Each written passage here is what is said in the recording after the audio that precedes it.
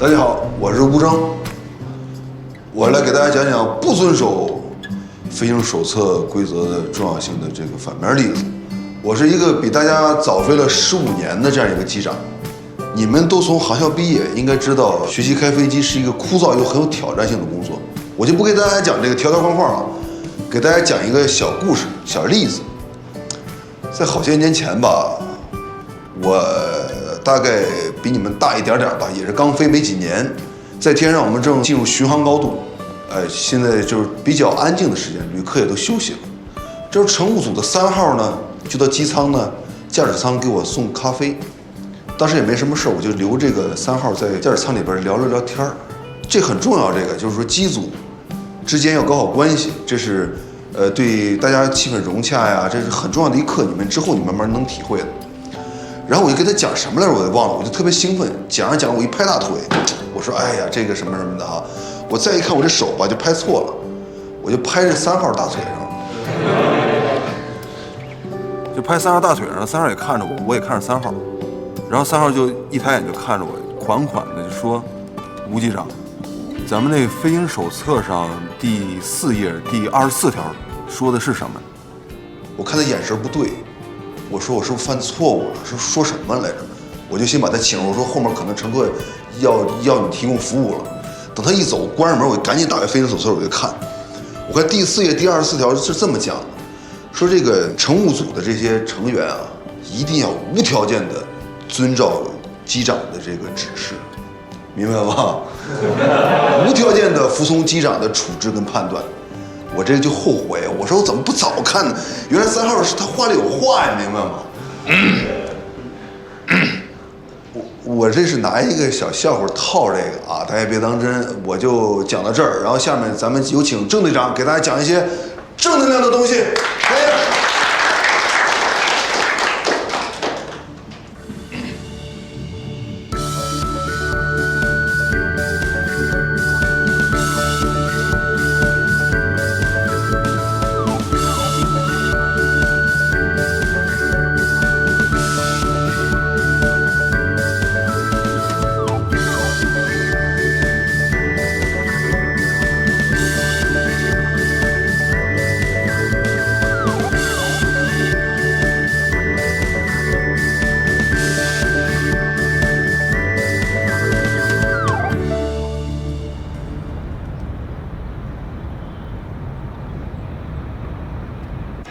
哎，老板，请你签单。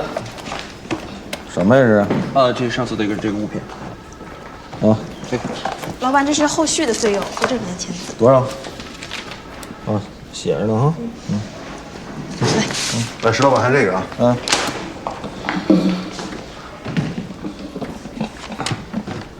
哟，怎么着？今天愚人节啊？今天是世界扶贫日，我也没想到自己能山穷水尽跟你借钱，这能吃不这个？吃不死你！不是你这什么风啊？一个大机长从我借钱，遭什么难了这是？我们家前段时间不是淹了吗？连维修带赔偿，一共2万多块钱，银行卡里总共才1万多。肖寒那小子把他那宝贝狗卖了，才凑了1万多，还不够。我早就跟你说，当机长青春饭，按小时拿钱，你点积蓄都没有。不是那个文艺那房子是你买的吧？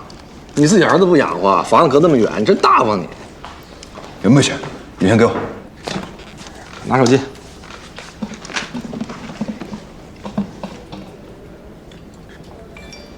转过去了啊！刚挣的演出费都没捂热乎呢。跟你说，你别看不起演出，等你将来白头发了，是吧？你回来跟我们干，我们还不要。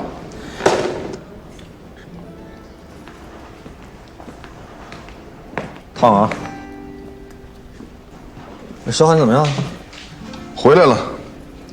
那鉴定结果不对。我就说嘛，肖寒怎么可能不是你亲生的？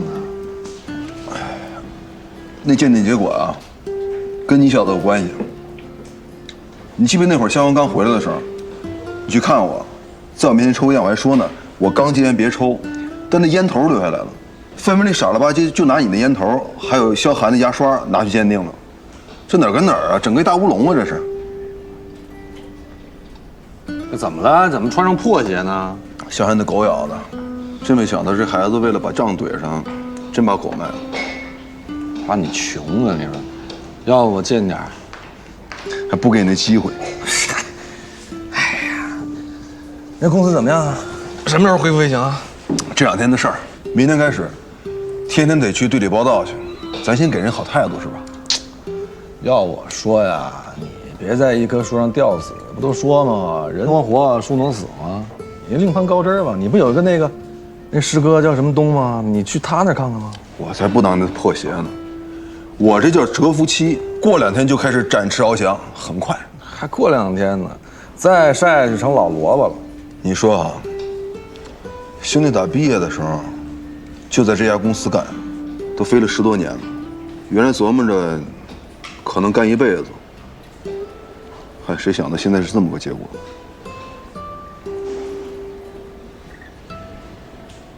我跟你说这干嘛？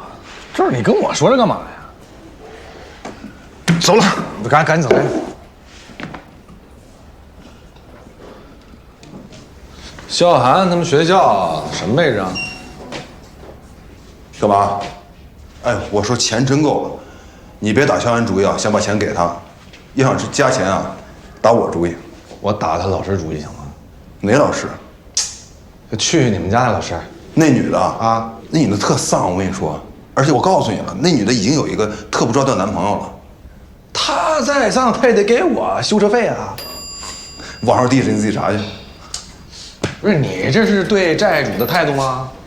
哎，借条说好了啊，你要弄丢了的话，可别怪哥们不认账。回家我就裱上，我裱上，我挂客厅里边。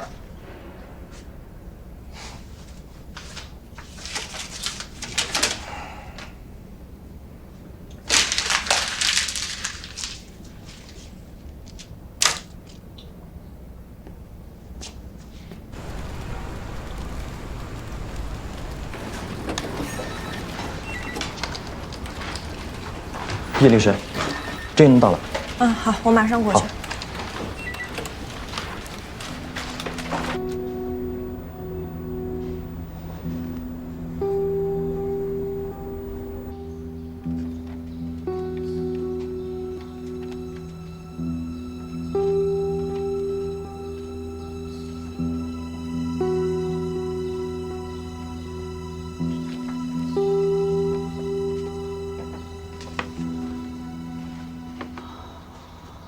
您发来的资料我看过了，您的主要诉求是什么呢？我不要求利益的重新分配，只要能让我拿回公司的经营管理权就行了。丁方如啊，他确实没有能力管理公司，我不能眼睁睁看着我自己一手创立的基业，成为一段失败婚姻的牺牲品呢。您当初和他签订离婚协议里，虽然承诺转让一部分公司股份，但是并没有另行签订股权转让协议，也一直没有办理转让手续，所以公司的法定代表人还是您，这对我们很有利，我们可以向法院申请重审。行，怎么做呢？您决定。不过呢，我只有一个小小的要求，尽量不要伤害到他们母子的利益，只要拿回经营管理权就行了。公司的盈利收入呢，我希望还是能够给他们母子提供优越的生活条件就行，好吧？那我建议您还是再和丁方如友好的商量一下，出钱回购一些公司股份，两人再就财产问题达成一份新的补充协议，公司赢了利才能一荣俱荣嘛。您把这点和他说清楚，他应该是明事理的。友好的协商，他要是真的明事理，我也不至于跟他走到今天这一步了。岳律师啊，您是不知道，他这个人有多不可理喻。不可理喻？那您能举个例子吗？几年前，他就开始对我疑神疑鬼，整天的捕风捉影，老觉得我跟身边的每一位异性都有染。说来不怕您笑话，公司的秘书、同事和合作伙伴，只要是跟我打交道的女人，他都会想方设法的送对方一瓶哭泣香水。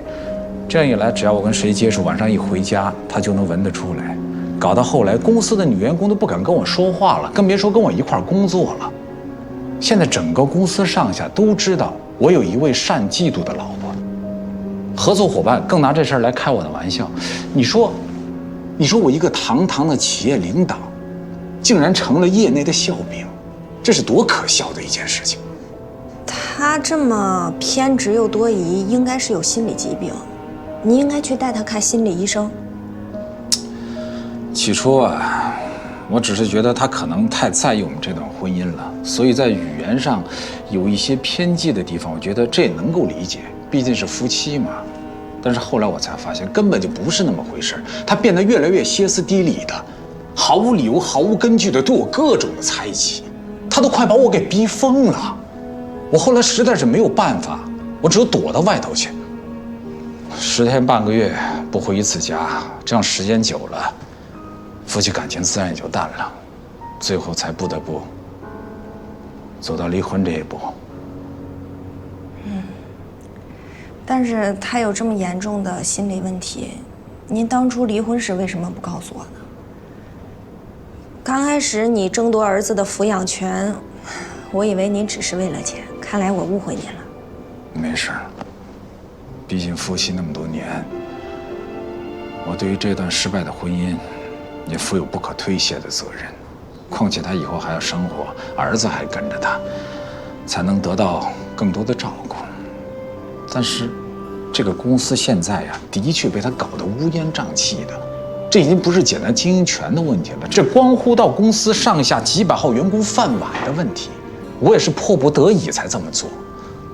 您说的这些我都明白，我是您的委托律师，所以我希望以后有什么事情你都要对我坦诚，这样我才能理性的分析一切。但是你放心，这次我一定会努力帮你得到你应得的权益。谢谢。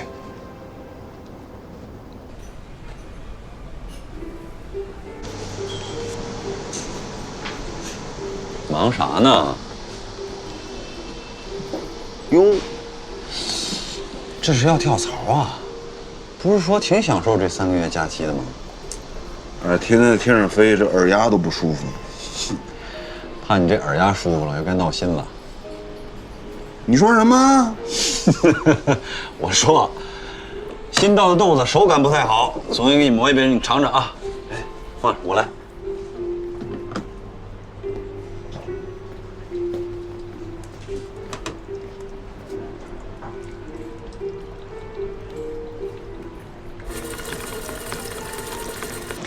有几题粗心了，好好看一下。Come on，考得不错。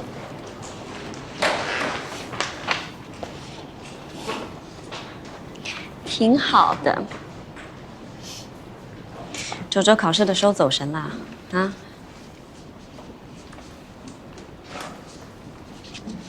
怎么回事？玉达考得也不错，再加油啊！没事，数，那行，数你了。来，看你自己错在哪里。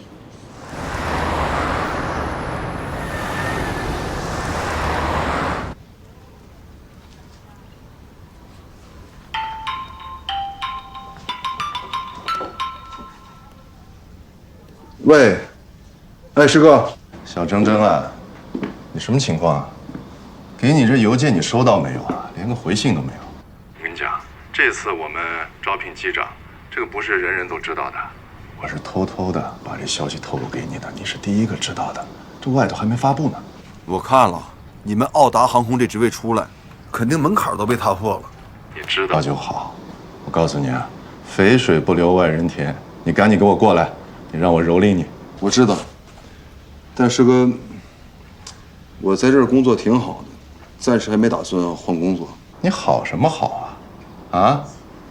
你以前你拒绝我，我可以理解，是吧？你是天机的香饽饽，你技术过硬，前途无量。但是现在呢，都不让你飞了。哎，一个飞行员他不让你飞了，你还有什么人生价值啊？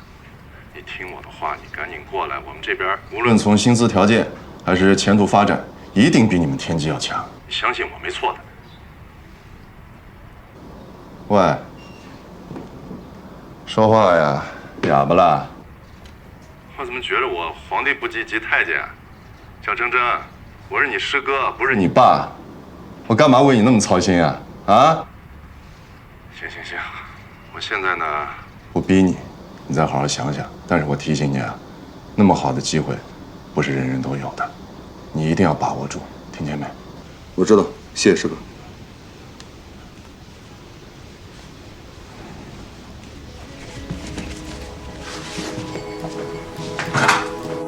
黑夜在笼罩无人的路，跳动的脚步依然孤独。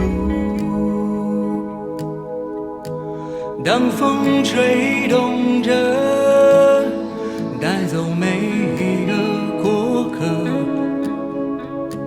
瞬间消失在夜色。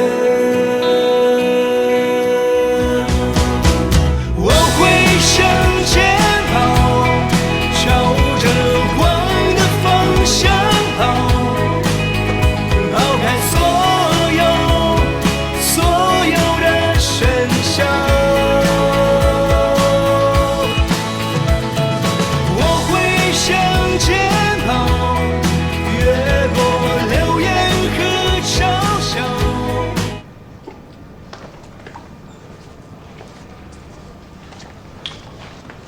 谢谢。是不是又想你那成绩的事儿了？其实你挺在意的吧？没有，刚才我就是有点走神。走进去吧，练。练啥呀？以后哥们儿常驻学校，想练随时能练。但是你这成绩，你先得想好怎么过你妈那关。我跟你说，就你这分儿，在我这儿都过不了关。我都不怕，你怕啥呀？哎，他要敢说我，立马离家出走。你别跟我学，你忍受得了地下通道的冷吗？啊！我跟你说，你没了你妈断了经济来源，你别说星级酒店了，你连快捷酒店都住不上。那我找我爸去呗。这招特别好用，他敢弄我，我直接跟我妈说，妈，我找我爸去。他顶多就盯着我去哪儿，啥也不管。还有这种操作？哎，对，那个，人家啊，给我写情书了。自作多情。你给我钱干嘛？你哪来那么多钱？哎，这是哥们私房钱。那个，你下次再离家出走，有的用啊。你大叔，我不离家出走了，而且什么私房钱不都是你妈给你的吗？还私房钱你？哎，你看那上次我也没帮你什么忙，是吧？什么地下通道、小旅馆都让你收了，还把奥斯卡给卖了，多不好意思，是吧？哎，拿着。行了，哥们儿，有你这话，我就很心满意足了。这钱你收着吧，我不用，真的。哎，这样，这个钱呢放我这不太安全，被我妈发现不好，我放你这保管着，咱俩什么时候用什么时候拿啊，秘密基金。现在小吴老师有请。哎，找你呢，赶紧去。我找不周呢。谁？不知道。我。说说吧，怎么回事？你发挥再失常，也不该是这个分数。老师，我就是一时糊涂，把听力都写串行了。你是不是故意的？不是故意的。哎，真的，您教我这些我都会了。你是为了叛逆，还是想反对你父母离婚的事情？什么都不会，就是考试有点累了。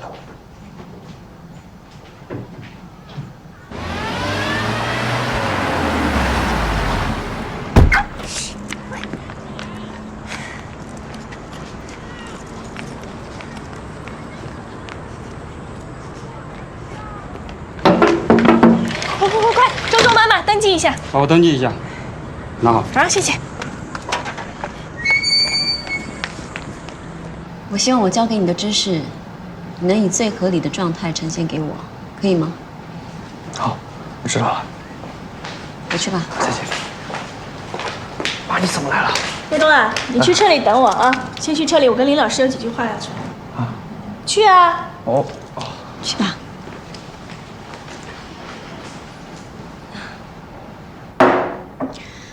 林老师，周周这次的英语成绩只考了98分，非常不理想。我对他的期望是很高的，特别是英语。他要是英语不好，他出国留学就是个问题啊。一次成绩真的不能代表什么的，我很清楚他的真实英语水平，这次就是有点没发挥好，不过口语能力还是提高不少的。哦，他上一次考得不好嘛，你跟我说他没有发挥好，这一次你告诉我他提高了，我怎么看他是退步了呢？我看就是这个画像上的人影响了他。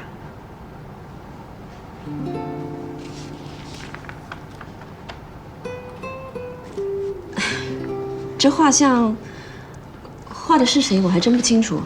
不过早恋这个话题比较敏感，又涉及孩子的隐私，您还是以保护为主吧。小孩子在妈妈面前说什么隐私啦？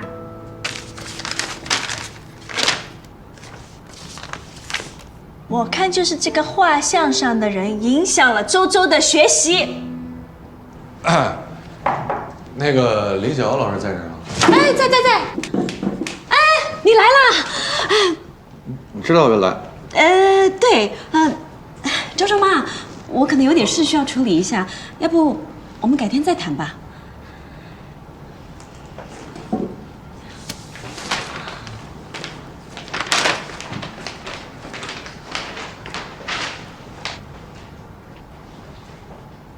什么情况啊？你刚才那眼神我可没接住啊。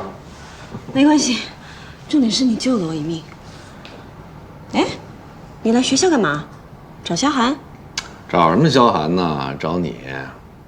找我？我跟你又不熟，你找我干嘛？这多长时间了，怎么不联系我呢？我联系你啊！对不起，哦，我最近真的太忙了，我马上联系保险公司啊。不是那个，我已经去4S店估过价了啊。看在，哎，老师你好，看在咱俩已经比较熟的份上呢，我给你打个友情价，你请我吃10顿饭就行。你们追女孩子的方式都这么老土吗？你别过河拆桥啊！刚才那个债主刚走啊，别把他叫回来一会儿。我有男朋友了，很快的我就要出国找他了，请客吃饭之类的事情就算了吧。你又找上回那种小菜馆，得请几回啊？总之呢，修车我有保险，咱们实报实销，好吗？不还没出国呢吗？谁知道发生什么事儿啊？报告。哎，小韩，哎，史叔叔，你怎么来了？你怎么来了？不是送作业吗？我这儿也正事儿。你们俩挺熟的啊？你跟他比较熟，你们史飞叔叔还来接你放学呢。哎，我家里还有点事，就先走了。那修车的事咱们电话里联系。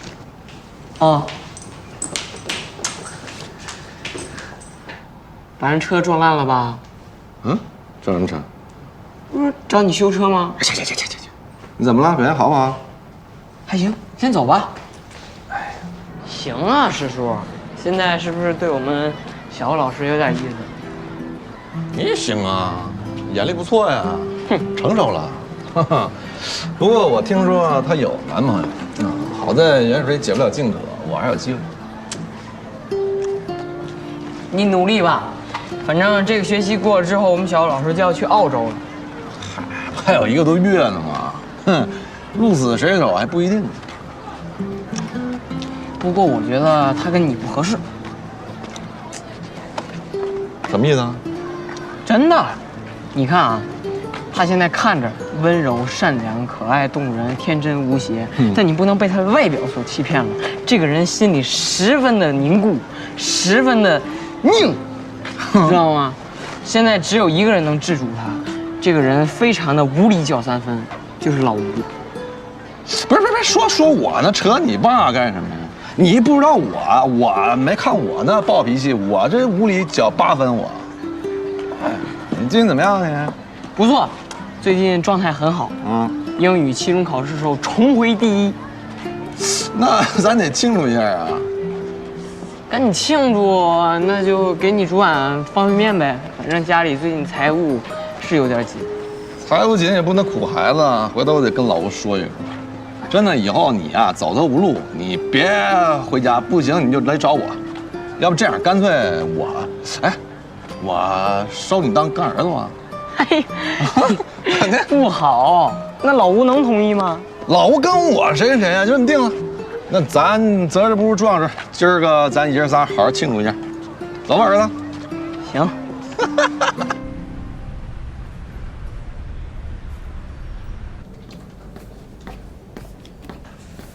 哎，老大，你来了，想死我了。少贫，要飞了是吧？飞就飞，说出来，我没那么脆弱。我告诉你啊，我不在这段时间，不许偷懒不上进啊！我怎么敢呢？比你在的时候啊，这学习劲头还要足呢。那也行，好好准备，我过去了啊。好。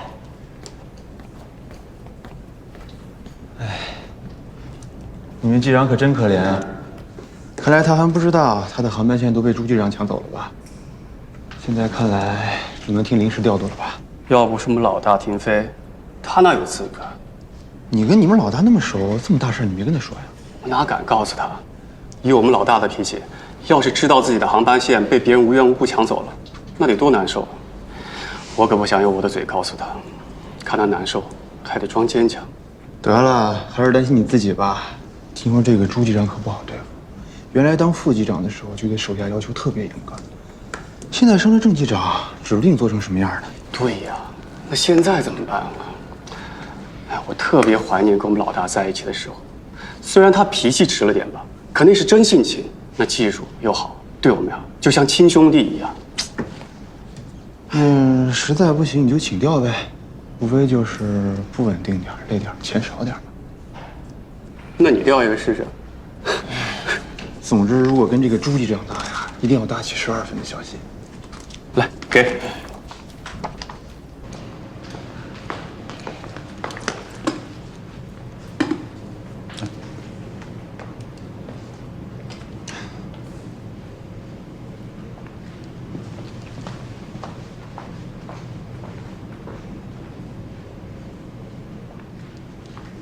所以，飞行安全、运输安全真情服务，这是我们在新形势下应对竞争的3个底线要求，也是我们天机所有员工必须坚持的职业底线要求。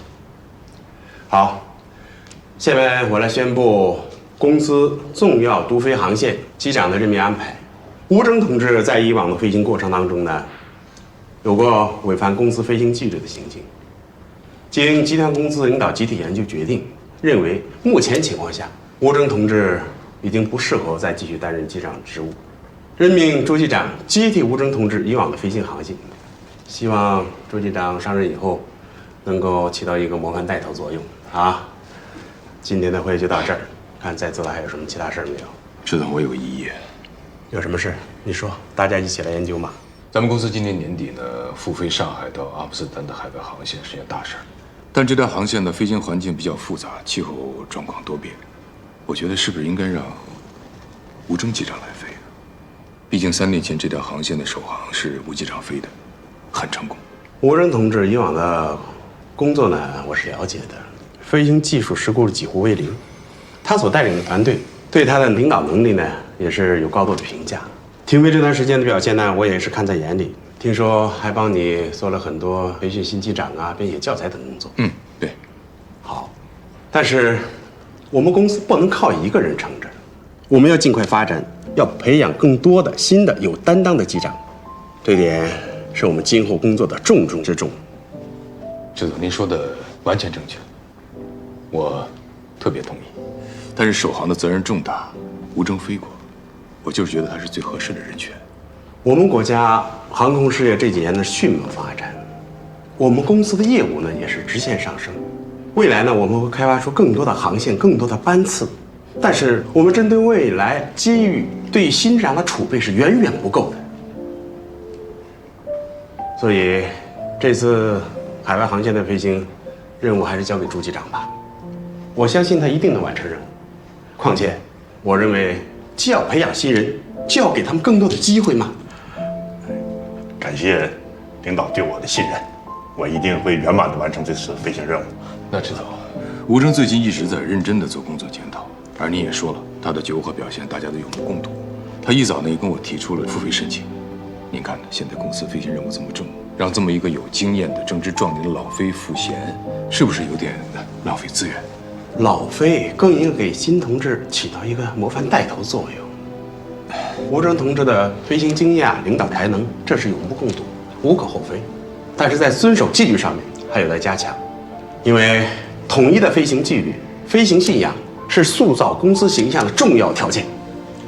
这一点，任何手体都不为过。好了，我看今天这事儿就这么定吧。真的让你说呢？不，迟总，那行了，没什么事儿，那就散会吧。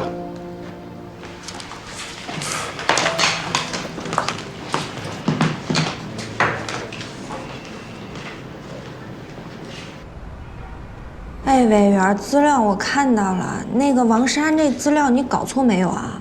能找到的资料信息我全都发给你了，资料绝对可靠。不是，那她就是个乖乖女，没有黑历史，没有什么缺点。她就是个典型的模范生乖乖女。不过她好像没有谈过恋爱，这种算缺点吗？哎，我说你到底想查什么呀？她刚去澳洲，先是和你哥同住，后来搬走没几天又搬回来和你哥同居。可是我记得你哥在国内好像有女朋友啊。哎，行，那个先这样啊，信号不太好，那个改天请你吃饭，拜拜。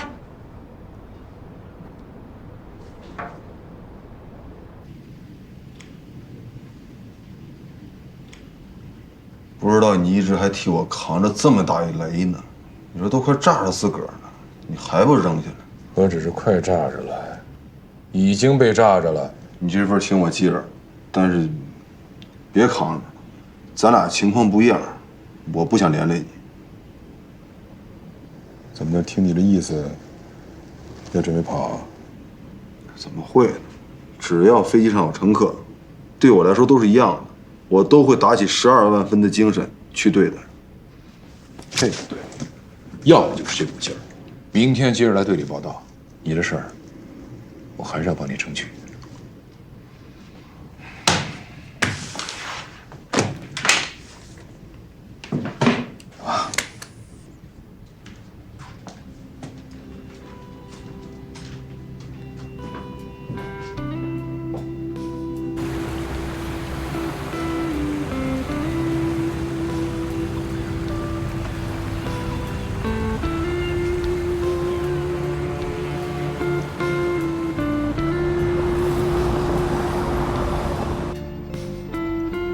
干嘛那么崇拜的眼光看着我？以前没看过别人包饺子？从来没有。你妈不包饺子的吗？啊，我妈是个老师，她眼里只有她的学生，哪有时间管我？所以在家都吃速冻饺子。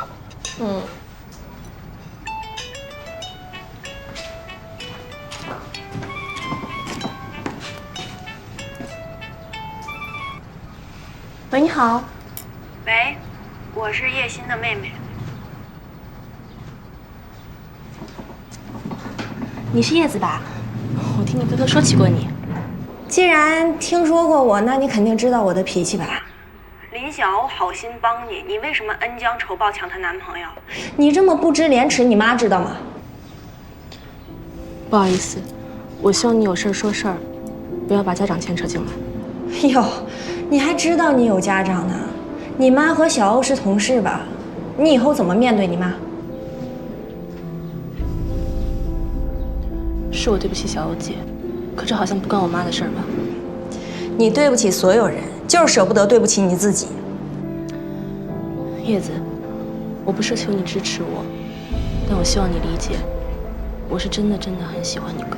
喜欢就可以在一起吗？你喜欢钱，你怎么不去抢银行呢？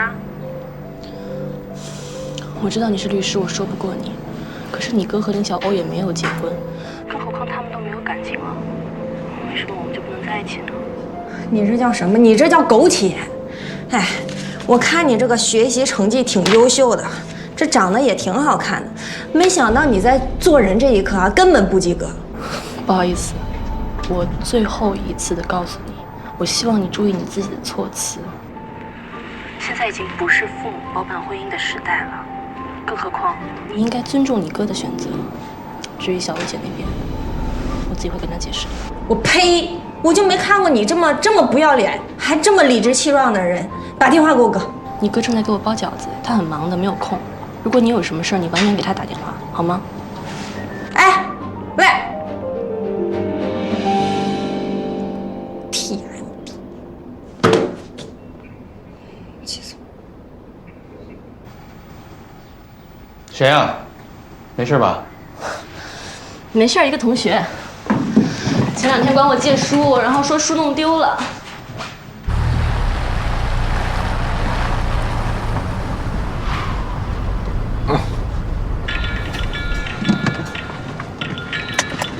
哎，小丽，合同出了点问题，您赶快过来看一下吧。啊，那行，那个我半个小时以后回去。好嘞，啊。完，那个我这公司出点问题，我得回去处理一下。那个牛排改天吃呗。行呗，你工作重要。啊，你路上慢点啊。啊，谢叔。谢什么谢呀？叫什么？干爹。啊。拜拜。拜拜。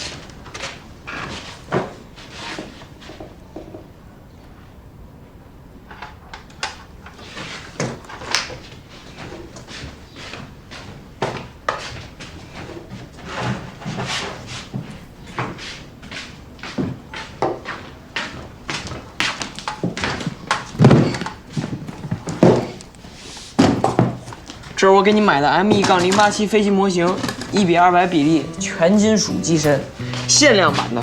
机身全长呢是28厘米，机翼展开是30厘米。注册编号是 B-2788，你回来可以去官网上查询一下。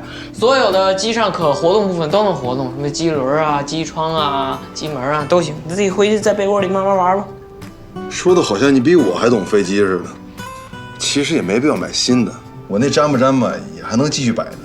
哎，你买这个没让人蒙了吧？没有，你放心，我托别人在官网上买的。哎呀，真不该花这冤枉钱。我这人恋旧，什么东西看久了才会有感情。行了，您这么大岁数了，还得便宜卖乖呢，矫揉轻轻的，喜欢就是喜欢，不喜欢就不喜欢。而且你那也不叫恋旧，你那叫恋物癖。我跟你说，再好的东西也不如人重要。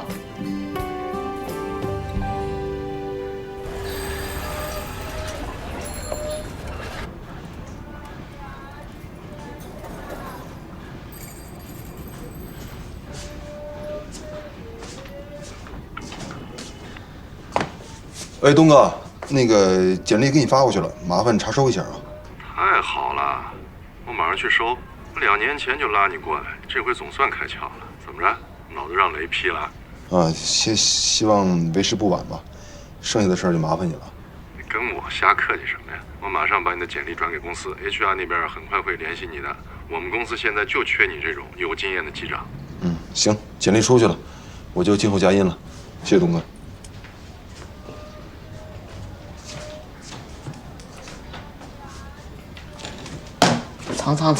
藏，现在藏不觉得晚了点吗？怎么着，想跳槽了？谁藏了？谁想跳槽了？小孩别管那么多啊！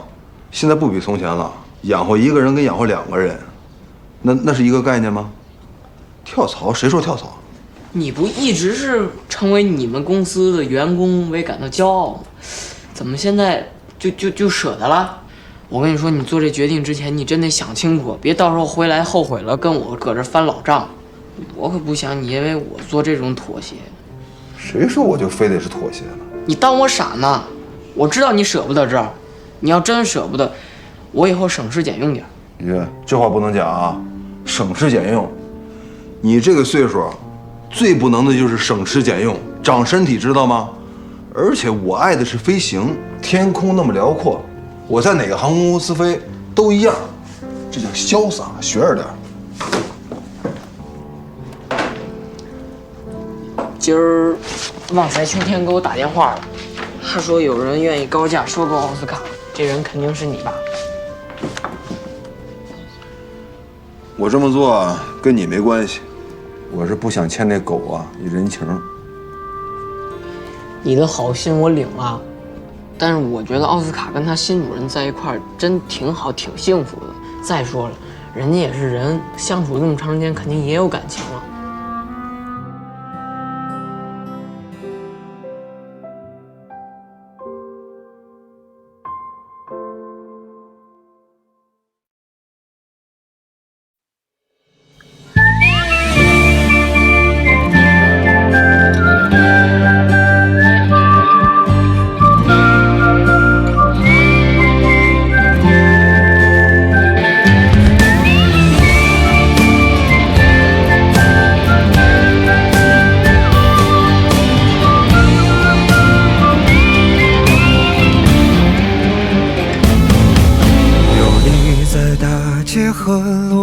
心中是骏马和猎场，最了不起的脆弱迷惘，不过就这样。